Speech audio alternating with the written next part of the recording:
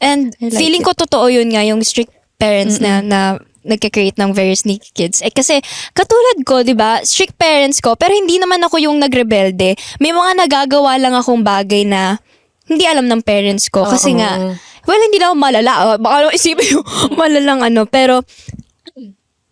pero ayun nga, may mga small things ako nagagawa na hindi ko masabi din sa parents ko, hindi ko ma-open up sa kanila. Kasi nga may takot ako na baka mamaya magalit sila. Oo, ganon. tsaka yung thinking na kapag nagpaalam ako, hindi ako papayagan. So, bakit pa ako magsasabi? So, di ba?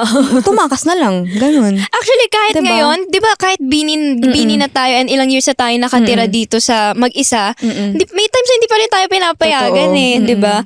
Pero, mas lumuwag sila ngayon kasi siguro nabuo na rin yung trust nila na matanda na tayo. Tsaka, Grabe ang tagal na nating nakatira Oo. dito sa Quezon City, like, 4 years na. Mag 4 years Diba? na mag-isa lang tayo. So, maluwag. Grabe yung niluwag talaga. Ako din. Grabe talaga. I cannot believe na papayagan akong lumabas, na Totoo. punta-punta kung saan-saan, with myself lang, with, grabe. Yeah, thank Totoo. you. Thank you, parents. Wow. And, sabi nila, bawal din kapag halimbawa, strict parents, bawal din yung last minute plans. Kasi syempre kailangan ko ipaalam yun, mga 3 working days. Ako naman, days? iba. Like, minsan nagpapaalam na ako nakabihis na para wala na silang choice. Like, ma, may biglaan kasi, alis na ako. Ganun, sorry ma. Ma, kasi sayang na plancha mo na yung damit ko. Ganun. Totoo.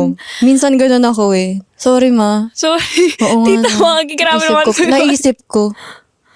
Pero minsan ganun talaga. Pag alam mo yung gala nyo na, alam mong hindi ka, 50-50 na it's either papayagan ka ba o hindi ka papayagan. So, yun ganun. Ganun yung ginagawa ko na papaalam ako last minute. Paalis na ako. Ako, bawal Oo. yan. Bawal yan sa akin. Totoo. Magbihis ka dun. Umakyat ka din. Umakyat ka Diba? din. Kahit wala pa. Wala akong second floor. Pumasok ka sa kwarto. Ganun Wala pala. akong sariling kwarto. Sorry na. Lahat na lang wala. Okay. So, ayan na. May mga questions ako.